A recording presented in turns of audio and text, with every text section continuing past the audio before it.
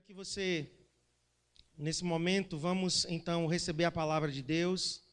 Eu só vou aqui recapitular o que foi falado, alguns domingos atrás. O primeiro estágio na vida de um cristão é seguir Jesus. Primeiro estágio. Nós estamos falando de 3 estágios e 3 inimigos. O primeiro é quando você quer seguir Jesus. Então, o primeiro inimigo que vai aparecer, a primeira oposição, vai ser a oposição do mundo. Esse estágio, irmãos, é aquele quando você se converte. Quando você aceita Jesus, como seu Senhor, como seu Salvador. Quando você está dando seus primeiros passos na fé, começando a conhecer Jesus. Então, aqui é o estágio do novo convertido.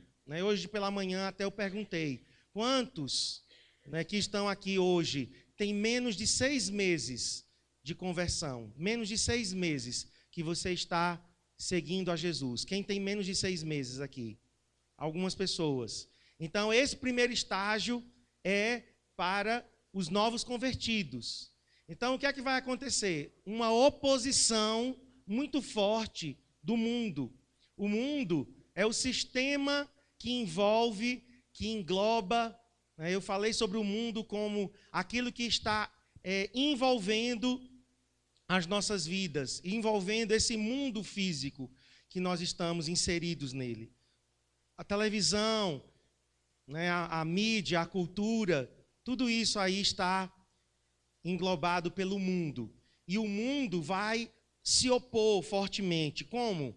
Trazendo aquelas velhas propostas, aquelas velhas ofertas, situações antigas que voltam, que insistem em voltar, antigas amizades que aparecem do nada, lugares que você antes frequentou e que agora novamente está se tornando atraente. Às vezes é aquele antigo amor, aquela antiga namorada, um amante do passado, alguma situação que volta. Isso é muitas vezes o mundo, que está novamente atacando você. Os novos convertidos são muito atacados pelo mundo. Eu não estou mais nessa fase. O mundo não me atrai em nada mais. Nada. O mundo não me seduz mais. O mundo, para mim, perdeu valor. Hoje, se Jesus voltasse hoje, para mim seria uma glória. Esse mundo, para mim, não serve mais para nada, queridos. Esse mundo, para mim, eu fui estragado para esse mundo. Então, o novo convertido, não, ele ainda está nessa fase. Tem coisas do mundo que ainda seduzem, que ainda querem atrair. Então, nesse primeiro estágio, você que é novo convertido, você tem que se opor ao mundo. Como é que nós vencemos o mundo? Lá em 1 João 5 diz, a nossa fé vence o mundo. O mundo só é vencido através da nossa fé em Jesus Cristo. Você precisa ser um homem e uma mulher de fé para enfrentar o mundo de frente. Porque sem fé você não vai conseguir vencer o mundo. Agora vamos para o segundo estágio. O segundo estágio do cristão é aprofundar em Deus. Quando você quiser aprofundar em Deus, a carne lhe resistirá. Queria que nós disséssemos essa frase colocando na primeira pessoa. Diga, quando eu quiser aprofundar em Deus, a carne me resistirá. Então agora já é uma segunda fase. Não é o mundo que está se opondo, mas agora é a carne. E a carne, queridos, não é o corpo, certo? Não é o corpo físico. A carne, a gente vai ver até mais adiante, a carne é a velha natureza. A carne é a natureza adâmica. E eu já vou até adiantar.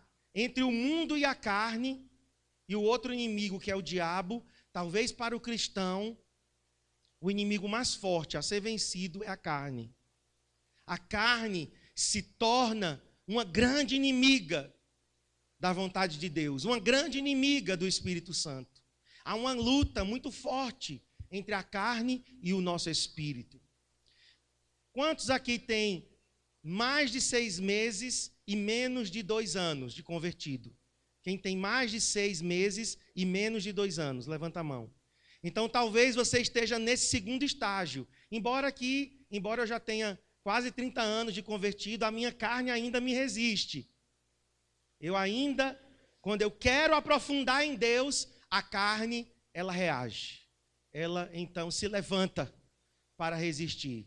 Então, mas especialmente aqueles que estão, começando a amadurecer mais, essas pessoas, elas enfrentam uma oposição muito forte da carne.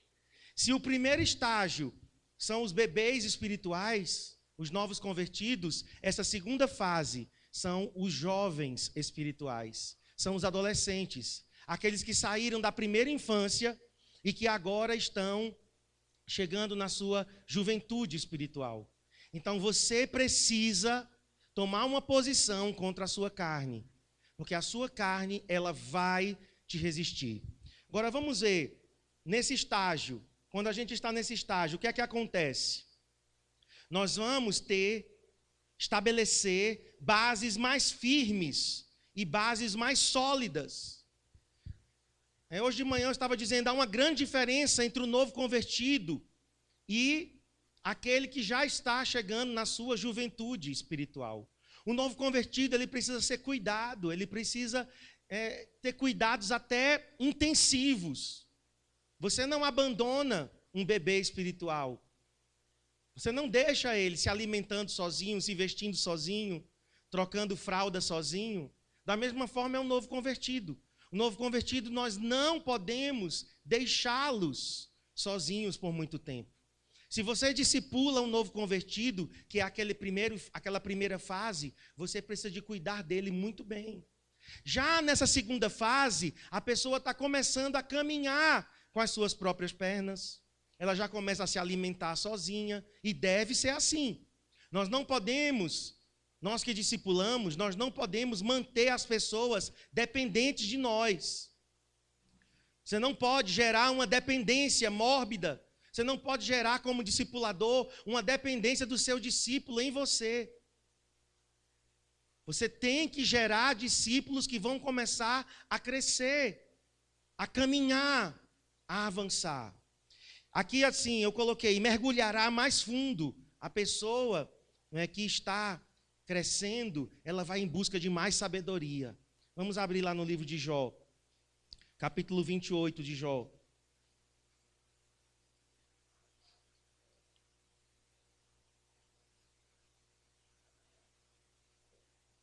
Queria pedir aos nossos líderes que estivessem intercedendo, me ajudando em oração, para que a palavra de Deus possa ser ministrada com poder e autoridade e ela produza frutos. Jó capítulo 28. Na verdade, a prata tem suas minas, e o ouro que se refina o seu lugar. O ferro tira-se da terra, e da pedra se funde o cobre. Os homens põem termo à escuridão, e até aos últimos confins procuram as pedras, ocultas nas trevas e na densa escuridade. Abrem entradas para as minas, longe da habitação dos homens, esquecidos dos transeuntes, e assim, longe deles, dependurados, oscilam de um lado para o outro. Da terra procede o pão, mas embaixo é revolvida como por fogo. Nas suas pedras se encontra safira, e a pó que contém ouro. O ouro não se encontra na superfície. Você não anda na rua e de repente você chuta uma pepita de ouro. Não é assim. O ouro, ele é extraído de veios subterrâneos. O ouro, ele é escavado de lugares profundos.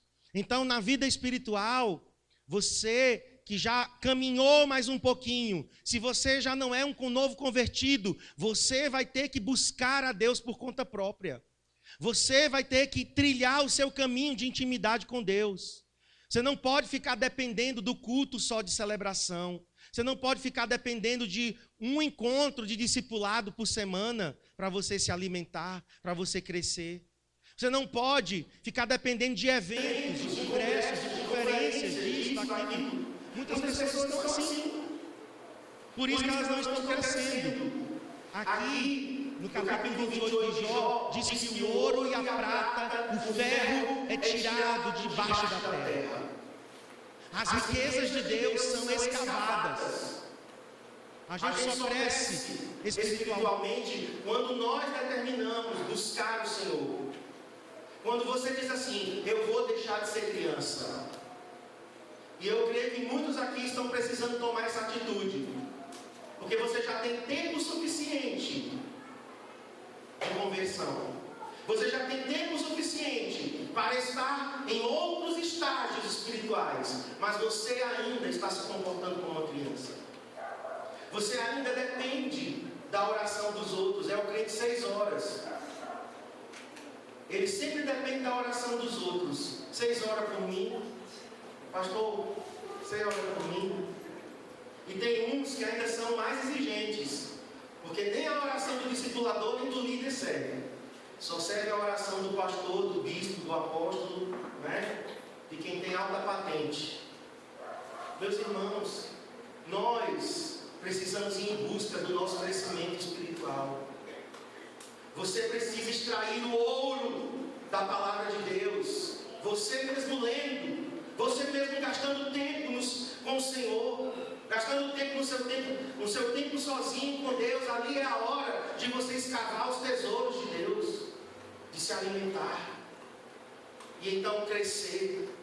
Você vai em busca de sabedoria, você vai em busca de uma cura mais profunda, de uma restauração mais profunda, dando continuidade à obra iniciada no novo nascimento. O novo nascimento foi o pontapé inicial, mas não é tudo. Muitas pessoas, já sou nascido de novo. Tem o crente 6 horas e tem o crente SSS. Salvo, sentado e satisfeito. Vou para o céu. Já garanti minha vaga no céu. Eu já tenho um tamburetezinho lá no céu. Para que eu quero mais nada? Essa visão é muito medíocre. Jesus não morreu por você para você ficar na superficialidade. Jeremias capítulo 8, verso 11 diz: curam a ferida do meu povo superficialmente. Olha para mim, você tem que ir em busca de uma cura mais profunda. Você tem que ir em busca de uma restauração mais profunda. Você não pode ser aquela pessoa que a sua alma te domina, que os teus sentimentos te dominam. Você não pode ser aquela pessoa que deixa que as feridas, que os traumas, que o passado, porque meu pai, porque minha mãe. Irmão, se eu fosse pensar nisso, eu não estaria aqui hoje. Se eu fosse pensar no meu passado, se eu fosse pensar em quanto bullying eu sofri na escola, eu não estaria aqui hoje. Estava hoje me arrumando para vir, eu estava dizendo, se tinha uma pessoa seriamente candidata ao fracasso, era Marcos Alexandre Pires da Rocha. Mas por que eu cheguei até aqui e ainda quero avançar mais? Porque eu fui em busca da minha cura mais profunda. Eu fui em busca de me libertar das minhas amarras. Eu fui realmente no Senhor receber dele, o toque dele em minha alma. Nesse estágio você tem que ir. Você não pode ficar ali remoendo as coisas do passado, dando desculpas. Meus queridos, eu era muito complicado. Eu era uma pessoa nas emoções muito complicado. Eu era extremamente manipulador. Eu manipulava as pessoas. Eu chantageava. Eu me escondia. Eu sumia. Assim, dava um sumiço. Sabe para quê? Para todo mundo ficar. Cadê Marcos? Foi o que aconteceu com ele? O que está acontecendo? Será que ele adoeceu? Será que ele morreu? Eu era tão doente que eu ficava imaginando o meu velório. Tem alguns aqui que já pensaram nisso também. Mas eu ficava, será que vai ter gente no meu velório? Será que o meu velório vai ter muitas pessoas? A fila de carros que vai ter no cortejo, será que vai ser grande? Que doença! Isso é uma doença emocional. Dormir até 2 horas da tarde, podia estar o sol que fosse, calor, e eu estava lá, enrolado, deprimido, desejando a morte. Eu contei um pouquinho hoje de manhã. Eu comecei a gostar de Cristiano, oramos 2 meses. Eu tinha palavras de Deus, eu tinha confirmações. Não oramos 1 mês, eu acabei, porque eu disse 15 dias. Isso um mês e 15 dias. Namoramos 15 dias, acabei, disse, Cristiano, não gosto mais de você. Fui embora. Me apaixonei por outra moça. Lá eu disse a ela que eu ia casar com ela. Aí vim embora para o Brasil e esqueci a de lá. Aí então fomos morar no mesmo lugar, no Instituto Bíblico. Me apaixonei de novo por Cristiano. Começamos a relacionar, aí começamos a namorar. Namoramos 3 meses, acabei, porque eu disse, não gosto de você. Já pensou, irmãos? Para nós estarmos aqui hoje casados, foi uma obra profunda de cura e de restauração. Mas eu fui em busca disso. Cristiano foi embora para São Paulo, eu continuei em Brasília. Aí eu quis me apaixonar por outra moça, não consegui. E naquele tempo, então, Deus chegou para mim e disse, Marcos, chega. Chega de você brincar com Cristiano, chega de você brincar com as suas emoções. Você nunca vai se vincular a ninguém, você nunca vai casar com ninguém. Se casar, você vai ficar 3 meses casado e se separa. Porque você é doente emocionalmente. Eu quero te curar, meu filho. Vem para mim. E eu comecei a buscar o Senhor. Foram 6 meses de busca muito intensa. Eu fiquei sozinho, mas foi 6 meses de busca muito intensa. No final daqueles 6 meses eu encontrei Cristiano, pedi ele em casamento, voltamos para Garanhuns, ficamos noivos. E naquele mesmo ano, no final do ano, nós estávamos casando. Estamos casados há mais de 20 anos, né? Mas sabe por que estamos? Porque eu e Cristiane também, porque ela tinha também as mazelas de alma dela. Mas porque nós somos buscar cura em Deus. Nós somos buscar a nossa cura no Senhor. Então você precisa ir em busca da sua cura mais profunda, da sua restauração. Pare de dar desculpas, pare de curar feridas superficialmente. Tem pessoas que dizem, está tudo bem, está tudo bem. Está tudo bem, está nada. Olha como você se relaciona com as pessoas. Olha como você manipula, chantageia. Olha a visão errada que muitas vezes você tem de autoridade. Autoridade espiritual. Muitas pessoas não conseguem relacionar bem comigo, com o Cristiano, com o líder de célula, com o discipulador. Sabe por quê? Porque tem coisas na alma que precisam ser tratadas. E a pessoa está assim, não, está tudo bem. Eu já avancei, eu já cresci, eu já cheguei até aqui. Eu quero dizer, tem mais cura. Amém? Amém? Jeremias 8:11 diz isso. Curam a ferida do meu povo superficialmente e dizem paz, paz, onde não há paz. Eu tive, irmãos, que admitir que eu precisava de um toque de Deus mais profundo. E então eu fui em busca disso e ainda estou sendo curado, ainda estou sendo transformado de glória em glória. Deus me trouxe de volta para Garanhuns. Eu não queria, o último lugar que eu queria voltar era para Garanhuns, porque eu sabia que aqui eu tinha gigantes a enfrentar. Eu sabia que aqui tinha o meu passado, fantasmas. Eu sabia que aqui tinham velhos inimigos. Eu sabia que aqui tinha aqueles que haviam massacrado minha alma, aqueles que tinham me maltratado. Eu sabia que eu teria que enfrentar isso. Mas era aqui que Deus queria, irmãos, começar. Era aqui que Deus queria começar a história dele na minha vida, o chamado dele. E chegarmos aqui hoje, eu chegar aqui hoje, só eu sei. A caminhada, a trajetória, os confrontos comigo mesmo. Como eu estou sendo esticado por Deus para ser pastor, para ser discipulador, para não guardar ressentimento, rancor, para não ser vingativo mais, para ser um homem de fé, para ser um esposo melhor, expressar minhas emoções, expressar meus sentimentos, elogiar. Como isso é difícil para mim. Ser pai de 2 meninos.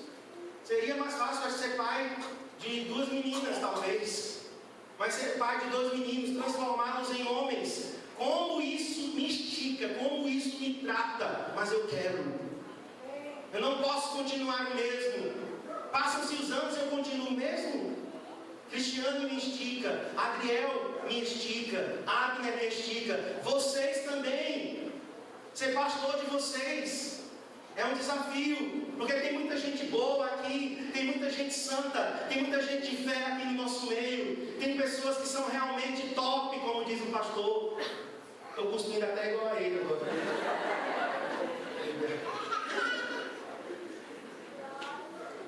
Tem muita gente boa, e aí eu não posso ser pastor medíocre. Não posso, não tenho mais essa opção de chegar aqui e ministrar um louvorzinho, furreca. Não tenho mais essa opção de chegar aqui e pregar qualquer coisa. Vocês vão notar, vocês vão perceber. E pastor, não está muito legal não. O pastor, parece que ele está, a unção está se acabando. Então eu não posso, eu não me dou mais ao luxo disso. Eu quero ser pastor, irmãos, de milhares de pessoas. Não por causa dos números, mas porque existem milhares e milhares de pessoas que estão indo eternamente para o inferno. E eu quero ser um instrumento de Deus para resgatar famílias inteiras. Mas eu disse hoje de manhã e eu repito, eu hoje não tenho estrutura para ser pastor de uma igreja de 13 mil, de 20 mil pessoas. Deus está gerando essa estrutura em mim. Deus está esticando minha fé. Mudar para esse novo local, se realmente for confirmado, eu sei os frios na barriga que eu já senti. Você sente frio na barriga quando tinha escala na célula? Eu sinto frio na barriga também, quando os desafios são grandes. Essa semana, quando eu entrei lá, na terça-feira, me deu um frio assim na barriga. Eu digo, meu Deus, me dá fé, Senhor. Se realmente o Senhor quer nos trazer para esse lugar, me dê fé. Para entrar nesse novo, para entrar nessa nova fase. Então, irmãos, não só são vocês que estão sendo esticados, eu também. A minha fé está sendo esticada. Deus está criando estrutura na minha vida. Deus está criando estrutura no meu casamento, melhorando o meu casamento. De vez em quando, eu e Cristiane temos arranca-rabos e arranca-tocos e ficamos chateados um com o outro. Já teve discipulado que eu liguei, coloquei o telefone no Viva Voz, para o pastor Ivanildo e a pastora Cleia ouvirem eu e Cristiane falando. E a gente, depois que a gente falou, aí eles falaram, acho que foi o pastor Ivanildo, só ele. Quantas vezes aconteceu? Acho que umas 2 ou 3 vezes já aconteceu isso, de irmos à Fortaleza e deles realmente virem e serem fortes e serem firmes comigo. Mas eu quero crescer. Eu não vou continuar sendo Marquinhos de Naná. Não vou, já não sou mais. Eu cresci e eu quero continuar crescendo mais. Amém?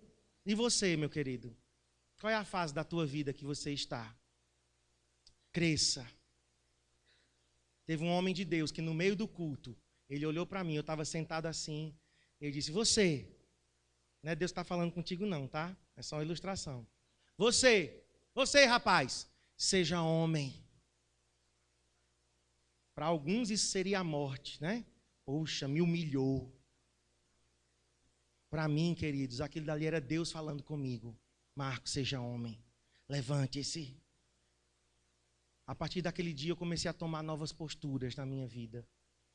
Agora, sem falar para ninguém aqui especificamente, mas eu queria dizer nos olhos de alguns aqui, você precisa ser homem. Você precisa ser cabra macho, você precisa ser mulher de Deus. Você precisa deixar de ser criança. Está na hora de crescer e de amadurecer, porque o que Deus tem para você é muito maior do que você imagina. Mas você tem que crescer por dentro. Amém? Quem quer crescer por dentro? Olha, se você só é um discípulo, Deus quer te esticar para você ser um discipulador. Já é um discipulador, Deus quer te esticar para você ser um líder. Já é líder, Deus quer te esticar para você ser um supervisor. Já é supervisor, Deus quer te esticar para você ser um pastor, um missionário, um homem, uma mulher de Deus. Você pode até não ser um pastor ordenado, mas você vai ser um homem ou uma mulher de Deus na tua profissão. Advogados, engenheiros, industriais, empresários. Gente que tem realmente uma estrutura para aguentar a pressão. Porque a pressão vai vir, viu? Não se engane. A coisa vai piar pro lado dos crentes. Essa semana, Ana Paula Valadão, coitada, botou uma crítica lá, uma loja, uma campanha, de uma loja, desceram o sarrafo nela. E crentes também no meio. Foi quase 2 milhões de comentários que ela recebeu. Só de gente preconceituosa, isso, aquilo, e chamando palavrão com ela. Queridos, é isso que nos espera. Você está pensando que a coisa vai melhorar? É. Nós vamos experimentar um avivamento muito poderoso, mas ao mesmo tempo a igreja vai ser pressionada e perseguida. E eu quero ter estrutura, irmãos. Eu quero ter estrutura. Sabe para quê? Para dar a minha vida por amor a Cristo. Se for necessário morrer por Ele, eu quero morrer. Então Deus está trabalhando em minha vida e na tua. Você vai sair das águas rasas, da mesmice e da acomodação. Quem sabe você está acomodado. Ou até mesmo do bom e do correto, que alcançamos ontem, mas já não satisfaz. O David Kinlan, ele me respondeu, eu mandei um e-mail convidando para ele vir, e ele não pôde vir, na época que eu convidei para ele vir. Mas ele mandou uma resposta no e-mail que foi de Deus. Ele disse, olha, irmão, tem mais de Deus. Aí ele colocou assim, vírgula, tem que ter mais. Não é possível que a gente já alcançou tudo. Naquele e-mail ele dizia, busque esse mais. Foi através desse e-mail que eu compus a música que foi título do CD, Tem Mais. Tem que ter mais. Meus irmãos, não é possível que nós já conhecemos tudo de Deus. Não é possível que nós já alcançamos tudo. Que Jesus morreu na cruz só para essa vidinha que nós temos. Eu não acredito, sinceramente. Já estamos salvos, vamos para o céu, sim, mas tem mais. Tem mais de Deus. Tem uma intimidade maior. Tem experiências mais profundas com o Espírito Santo. Vamos sair das águas rasas. Tem gente que aqui tem águas profundas e você está tomando banho no raso. Sabe, você está tomando banho de água, não, você está tomando banho de areia. Só no raso, da mesmice, da acomodação.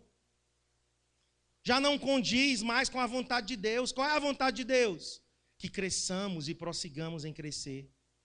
Oséias 6,3 diz isso. Conheçamos e prossigamos em conhecer ao Senhor. A visão do rio, lá em Ezequiel 47. Depois leia. Não vou poder ler agora. Nós não temos tempo. Mas leia a visão do rio de Ezequiel. O homem, vestido de branco, com um cordel de medir na mão do outro lado. E chamando, Ezequiel, venha. A Bíblia diz que ele mediu 1000 côvados. 1000 côvados é 4,5 quilômetros. 1000 côvados ele andou. E as águas estavam apenas nos pés. Águas rasas. Você não mergulha num rio, no açude, no mar, com água só pelos pés aqui. Aí o homem disse, venha mais. E mediu mais 1000 côvados. E as águas chegaram nos joelhos. Já ficou um pouco mais fundo. Dá para tomar banho com água nos joelhos? Dá. Mas o homem disse, mais 1000. As águas então chegaram nas costas. E então o homem disse, mais 1000, Ezequiel. Entra mais fundo. E a Bíblia diz que o rio se tornou tão caudaloso, tão profundo, que só podia ser atravessado a nado. Isso fala dos estágios da nossa vida. Em que estágio você está? No raso, no mais ou menos, no mais um pouco fundo, ou no fundo mesmo, onde Deus quer nos levar? É uma demonstração esse rio, o rio da vida. O espírito de Paulo, irmãos, ele estava em linha com o coração de Deus. O coração de Deus é esse, vai em frente, prossegue, avança. Esse é o coração de Deus. O coração do nosso Deus é aventureiro. Amém? Amém? Amém. Eu tenho aprendido com Deus a ser aventureiro. Ele é aventureiro. O coração de Deus é selvagem. Eu estou lendo um livro agora sobre masculinidade, é isso. O coração selvagem. Um homem, ele gosta de desafios. Eu lembro, nós estávamos para Fortaleza e eu tinha um sonho de conhecer o Pico do Jabre, na divisa de Pernambuco com Paraíba. 1.100 e tantos metros acima do nível do mar. É um dos lugares mais altos do Nordeste. É uma visão linda. Estávamos com o nosso Siena. Estava eu, Cristiane, Adriel e Abner. Abner era pequeno. Vamos subir o Pico do Jabre. Irmãos, foi uma aventura. Eu não disse nada, mas eu cheguei lá molhado de suor. Minhas mãos molhadas de suor. Meus pés estavam... Eu nunca suei tanto nos pés.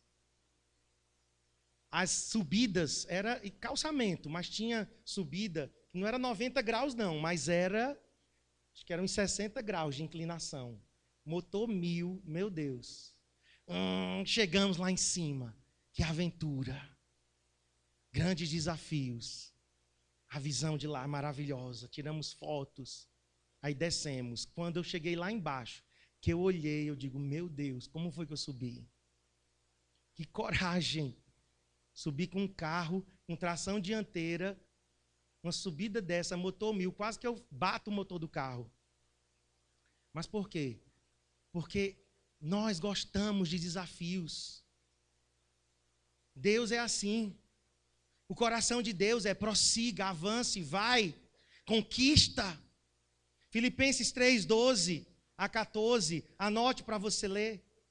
Paulo diz assim, não que eu já tenha obtido tudo, não que eu já tenha obtido a perfeição, mas uma coisa eu faço, prossigo. Irmão, se Paulo disse que não tinha obtido ainda tudo, imagine nós.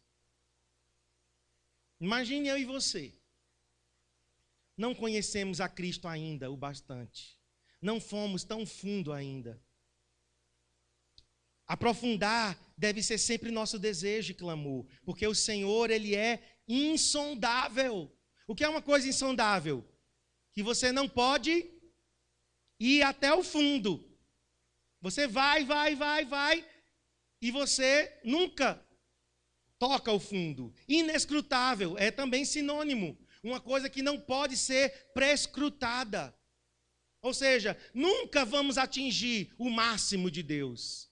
Deus é essa fonte insondável e inescrutável. Quanto mais nós conhecemos, mais temos algo a conhecer. Romanos 11, 33 e 34 diz isso. Agora, eu quero fazer algumas perguntas para você saber se você está aprofundando ou não em seu relacionamento com o Senhor. Não copiem, tá? Só escute, tá bom? Porque às vezes vocês ficam muito preocupados em copiar e acaba perdendo. Feche seus olhos agora, eu quero te perguntar.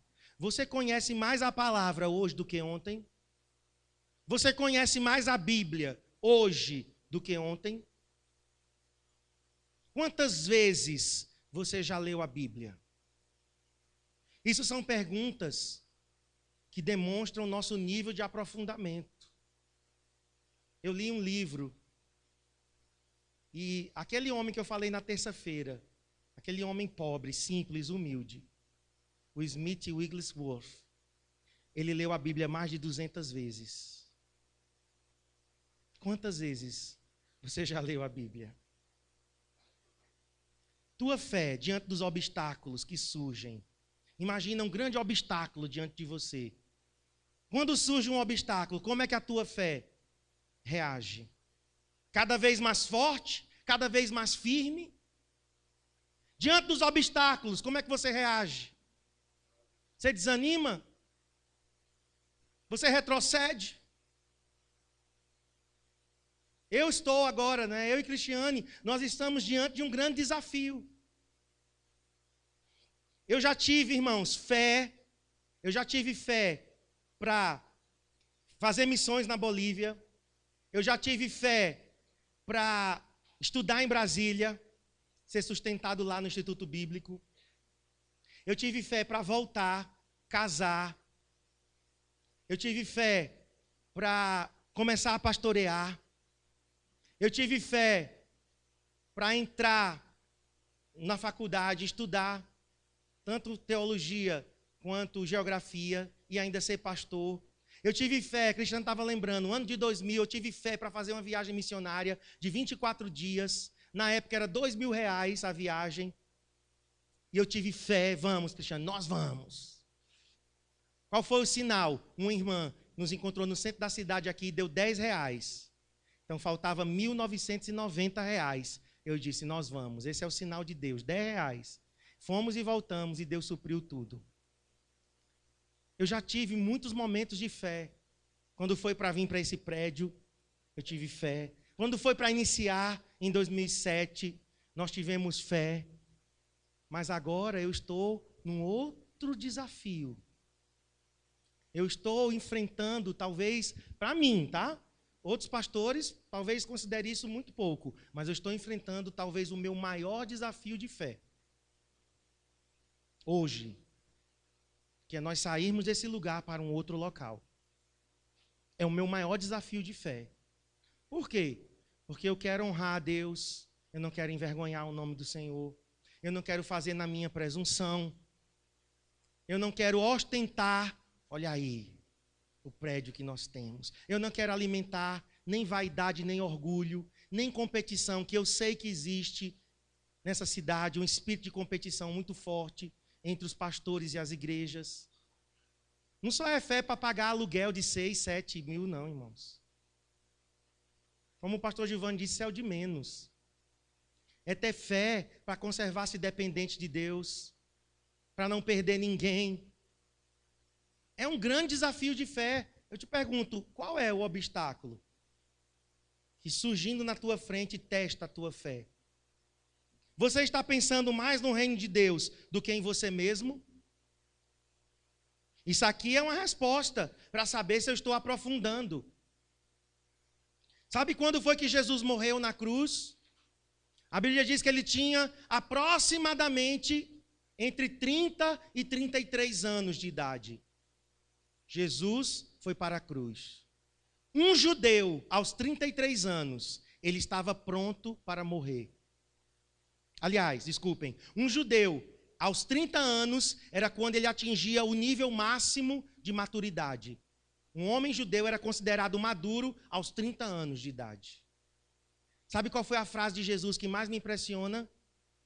Ele diz assim: ninguém tira a minha vida, eu mesmo a dou. Isso é maturidade. Não foram os romanos que mataram Jesus.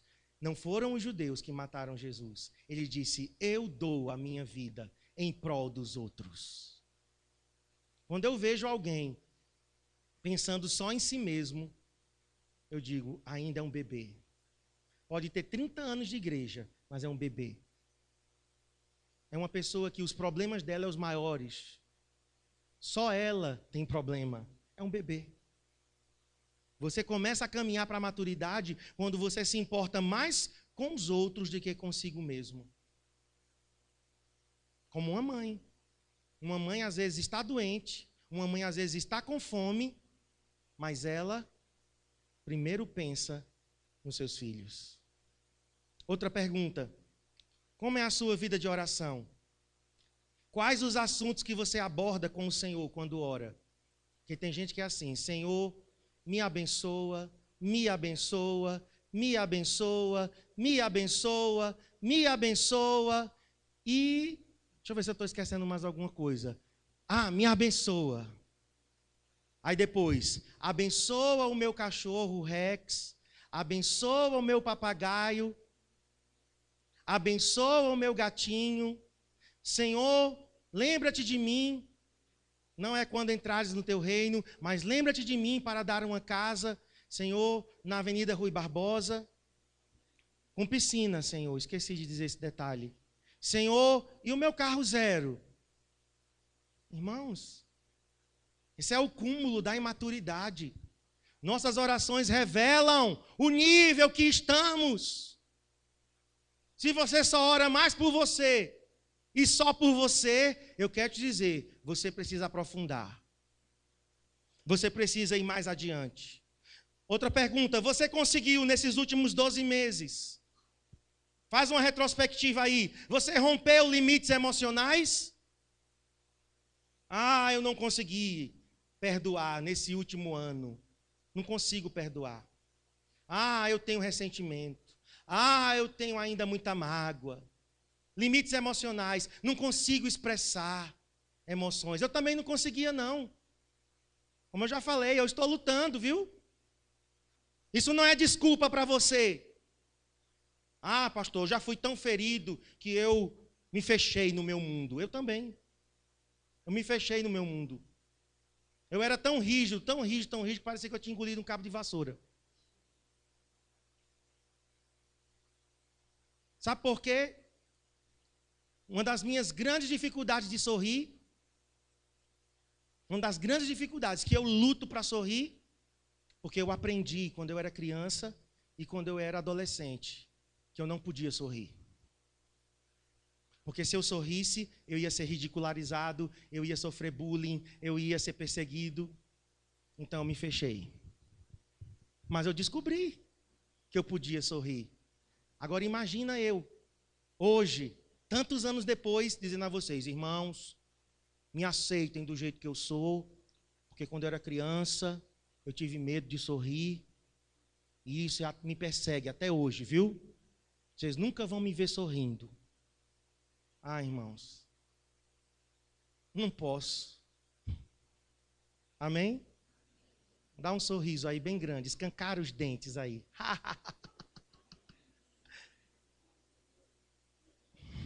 Vamos, mostra os dentes.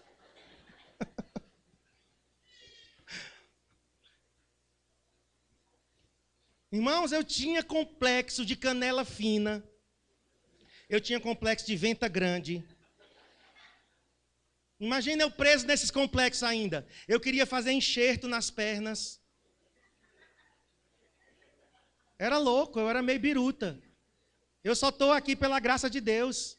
Eu fui na farmácia Santo Antônio, que era do Luiz Carlos, que foi prefeito. Eu cheguei lá, seu Luiz, ele diga, eu tinha 12 anos.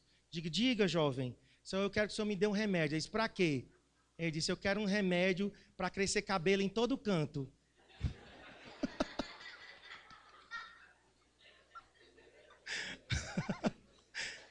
Aí ele olhou para mim, aí ele disse, o tempo vai fazer isso, viu, meu filho? Vá-se embora.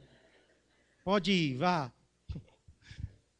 Por quê? Porque eu era cheio de coisas na minha alma, irmãos. Eu rompi muitos limites para chegar aqui onde eu cheguei.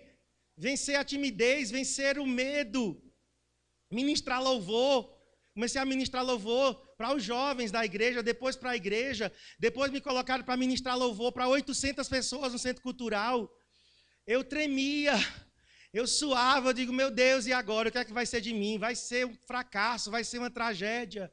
Eu já me preparava para o pior. Você rompeu limites emocionais?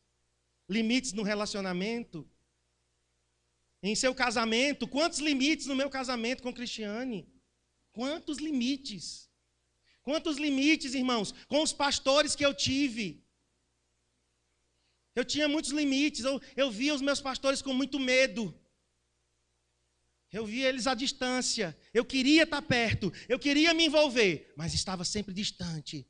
Porque a qualquer momento eles vão descobrir meus podres. A qualquer momento a chibata vai cantar nas minhas costas. Era assim. Era assim, irmãos. Era assim que eu me relacionava. Então, você tem que depender do agir de Deus. Porque você dependeu do agir de Deus para isso. É Deus na nossa alma. Os inimigos que eu tenho que vencer são os mesmos ou ficaram para trás? Já foram vencidos e agora estou travando outras batalhas. Eu travei batalhas contra a impureza, por exemplo, quando eu era adolescente. Travei batalhas contra a pornografia. Mas foram inimigos vencidos. Eles ficaram para trás. Hoje eu estou travando batalhas com outros inimigos. Eu estou travando a batalha contra a vaidade. É pior. Eu estou travando a batalha contra o orgulho. Eu estou travando a batalha contra a acomodação. E outros inimigos. Alguns ficaram para trás, foram vencidos. Imagina hoje, eu depois de 30 anos ainda sendo seduzido pelo mundo. Seria muito feio. Um pastor atraído pelo mundo ainda. Ai, quando eu passo naquela boate, poxa, me dá uma coisa assim dentro de mim, me dá uma vontade de entrar lá, porque eu me lembro quando tocava aquela música, I Wanna Know Where Love Is, que é da época de muitos aqui. Ai, como eu sinto saudades da novela A Gata Comeu. Imagina eu dizendo isso para vocês. Os meus inimigos alguns já ficaram para trás. Nós estamos travando outras guerras, outras batalhas. Agora você está lutando com o mesmo inimigo 30 anos. Tem alguma coisa errada. Não é com o inimigo, não, é contigo. Eu acho que o inimigo está torcendo assim, por favor, me vença. Me vença, eu já não aguento mais. Está travando guerra contigo há 30 anos. Né?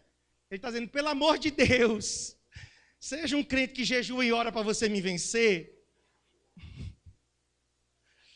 Irmãos, vamos terminar aqui.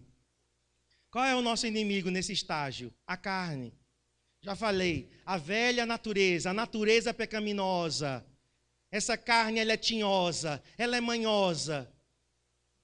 Não se ofenda, você que gosta de gato, mas carne é igual a gato.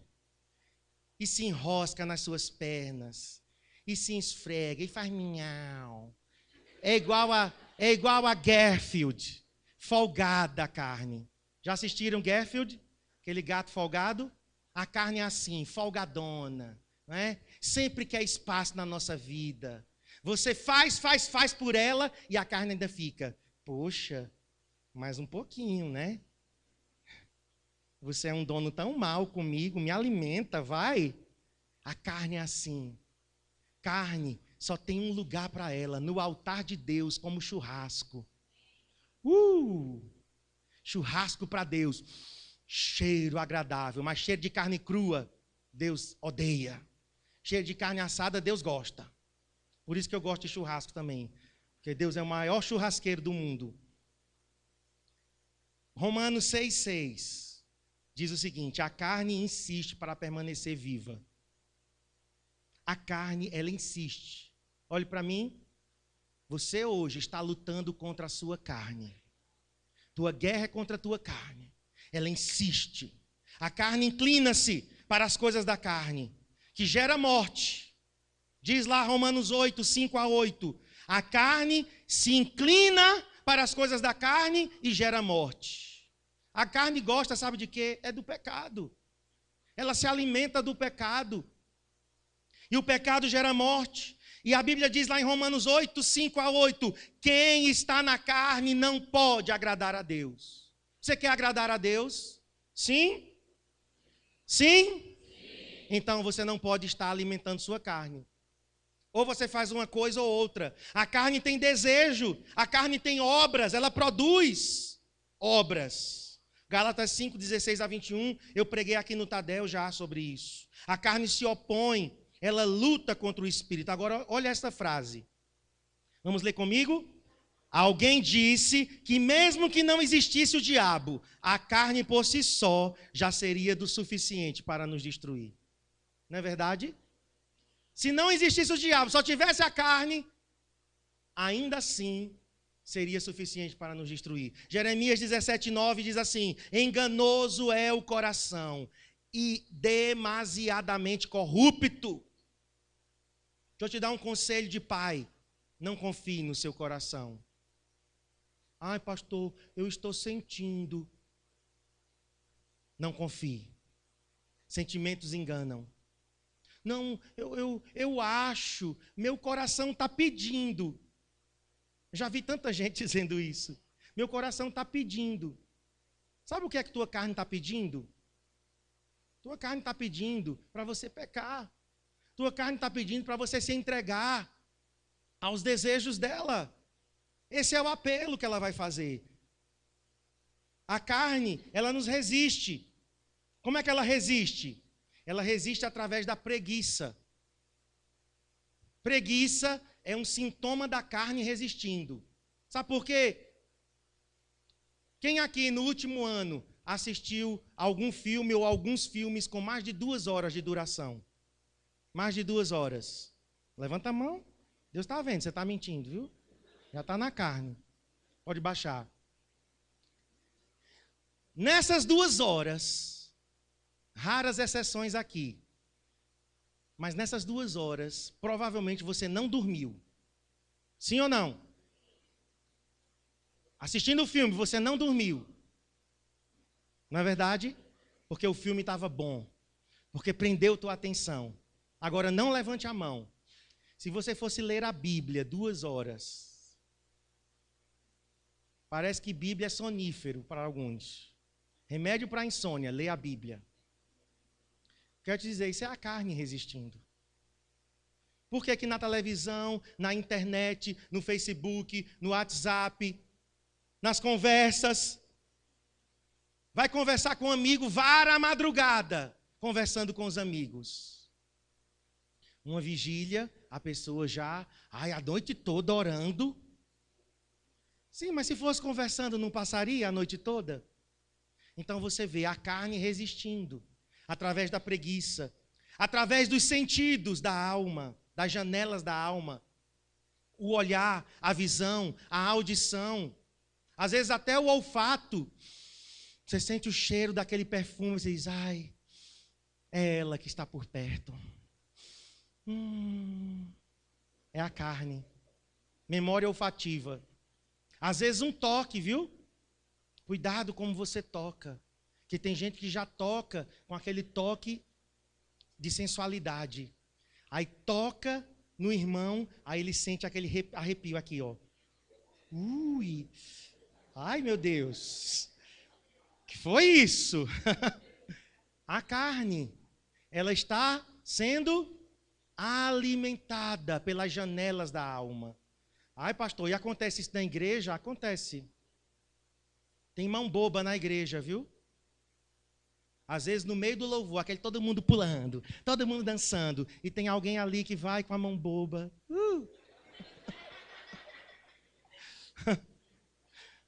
É sério, irmãos. Eu ouvi uma história absurda de um pastor com mão boba. Pastor, na hora de orar pelas irmãs, ele tinha mão boba. A carne se alimenta disso.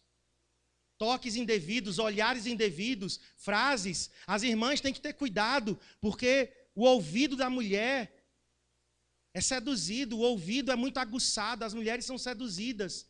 O irmão diz assim, ô irmã, você está tão linda, isso entra nela como dizendo, ela está apaixonado por mim.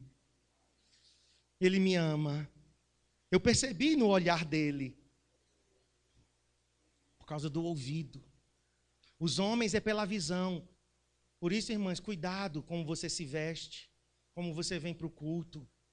Muitas vezes o cara está lá na adoração, entrando em Deus, e quando abre os olhos, aquela calça embalada a vácuo, dividindo corpo, alma e espírito.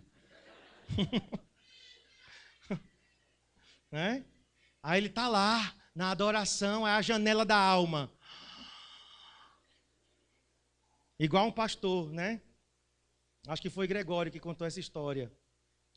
Ele estava na pregação e dizendo, as mulheres, as irmãs, têm que ter cuidado com as roupas que vestem. Tem irmãs que vêm com aquele vestido bem curtinho, mostrando aquelas coxas bem grossas. Aí um irmão lá atrás, oh, aleluia. Oh, aleluia. De olho fechado e imaginando a cena. Janelas da alma.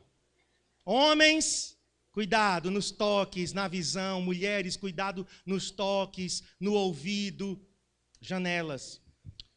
Através do desejo de ser sempre satisfeita, deixa eu correr agora, falhas no temperamento. Isso daqui é uma coisa muito alegada pelos cristãos. Falha no temperamento. Não, meu temperamento. Eu sou melancólico. Todo melancólico é rancoroso. Eu já disse isso, irmãos. Eu estou dizendo coisas que eu já disse, tá? Eu sou melancólico, rapaz. Eu sou vingativo mesmo. Meu Deus. Você pegar uma falha do temperamento para justificar a sua carne. Não é porque eu sou sanguíneo. Eu rio até em velório. Não. Nosso temperamento não pode ser justificativa para a carne. Falhas do temperamento existem e precisam ser trabalhadas pelo Espírito Santo. Através de brechas, feridas, traumas, carências. Olha essa frase do pastor Tiago, que veio aqui no Seminário de Sexualidade, eu não vou esquecer nunca. Ele disse, carência não se cura. Desculpem, carência não se supre, carência se cura. Tem gente querendo suprir carência. Carência não se supre. Ele diz, carência é uma doença e doença tem que ser curada. Falta de perdão, mágoa, ressentimento são iscas. Tem um livro lá do John Bevere, né, que fala das iscas de Satanás, que é a falta de perdão, a ofensa. Você fica ofendido, o diabo te fisgou. E ele se alimenta da carne. Agora vamos finalizar. Como vencemos a carne? Primeiro, andando na vida do Espírito. Gálatas 5:16. Vamos correr agora, irmãos. 5:16. Digo, porém, andai no Espírito e jamais satisfareis o desejo da carne. Então, se eu ando na vida do Espírito, e Espírito aqui é com E maiúsculo, ou seja, é o Espírito Santo, é uma vida de comunhão com o Espírito Santo, é você desenvolver um relacionamento com o Espírito Santo. Se você anda no Espírito, então você não vai satisfazer os desejos da carne. Outra forma de vencer a carne, através da renúncia. Olhe para mim, tem gente querendo, dizendo, Senhor, vença a carne por mim, Senhor. Não. Deus está dizendo não. Quem vence a carne é você mesmo. E essa palavra renúncia significa abrindo mão do que ela exige. Já falei, a carne é exigente. A carne é uma senhora exigente. Ela é escravizadora. E você tem que dizer não a ela. Carne, não.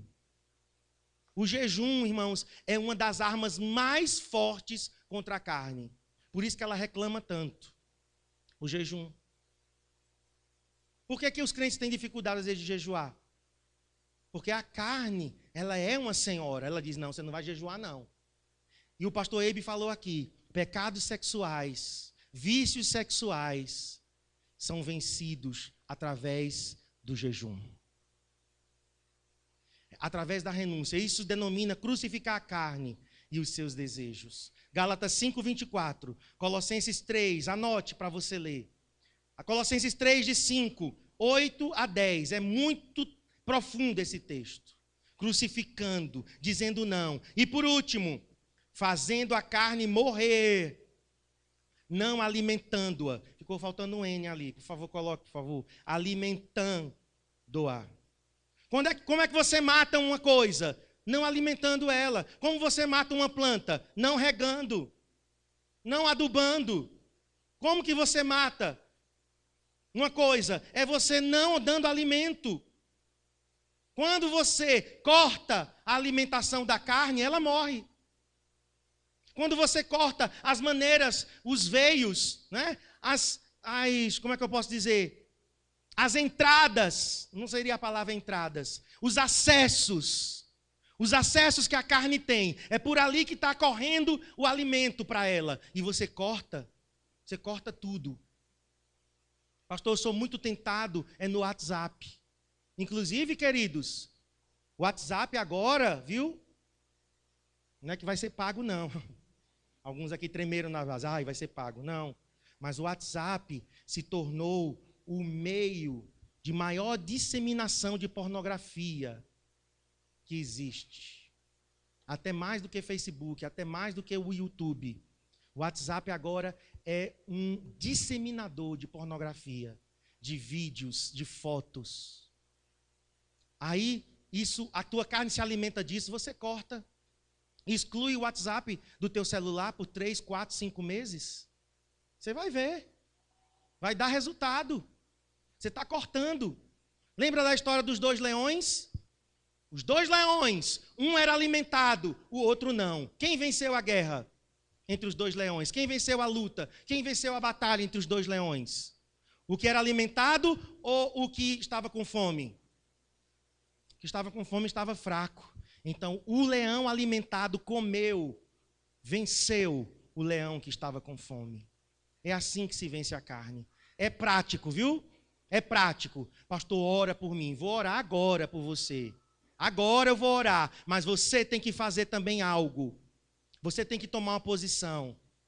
Quebra esse chip, joga fora. É melhor você entrar no céu sem chip, sem celular, sem iPhone, iPad, iPod, tudo. É melhor você entrar no céu do que você perder sua vida eterna por causa de WhatsApp, Facebook, YouTube, o que seja. Corta. Ah, pastor, mas a pessoa vai ficar chateada comigo. Deixa ela ficar por um tempo. Depois você vai lá e quando você estiver fortalecido, então você conquista talvez a amizade dela. Mas no momento agora, talvez sua atitude tenha que ser assim, um machado posto na raiz. Tá! Cortou. Quantos estão entendendo? A carne, ela tem que ser tratada desse jeito. Câncer é arrancado. A minha mãe morreu. Sabe por que ela morreu? Porque ela tinha um câncer e ela deixou o câncer lá. Passaram-se 2 anos e ela deixou. Quando foi ver, era tarde demais. Fez tratamento, fez cirurgia, fez quimioterapia, fez radioterapia, mas era tarde demais. O câncer tinha se espalhado. Em 2 anos e 9 meses ela estava morta. E o médico disse, você, minha senhora, já estava doente há muito tempo e você sabia que estava doente, mas você não tratou. Vamos ficar em pé, vamos orar, irmãos. Pai, nesse segundo estágio, nós queremos avançar, nós queremos aprofundar, nós queremos crescer. Senhor, nós não queremos continuar as mesmas crianças. Nós não queremos continuar como bebês espirituais. Peça ao Senhor agora, você que ouviu essa palavra, peça ao Senhor, eu quero crescer, Senhor. Eu não quero ser uma eterna criança espiritual. Eu quero avançar na minha vida contigo. Senhor, eu quero aprofundar no meu relacionamento contigo. Pai, em nome de Jesus, nessa luta contra a carne, nós queremos ser, Senhor, radicais. Nessa luta contra a carne, nós queremos ser fortes. Nós queremos ir na raiz e cortar. Eu sei que tem pessoas aqui, Senhor, que estão lutando contra a sua carne, contra os desejos, contra os impulsos, tentações, propostas, ameaças. Mas eu peço agora, em nome de Jesus, a vitória, crucificando a nossa carne e os seus desejos, e andando no Espírito, e não satisfazendo os desejos da carne. Diga comigo, Senhor, eu quero vencer a minha carne. Nessa luta contra a carne, eu não vou retroceder, eu não vou ceder aos apelos que essa carne manhosa está fazendo. Eu vou dizer não a ela, porque eu quero te agradar. E os que vivem na carne não te agradam. Eu quero te agradar, vivendo no Espírito. Em nome de Jesus.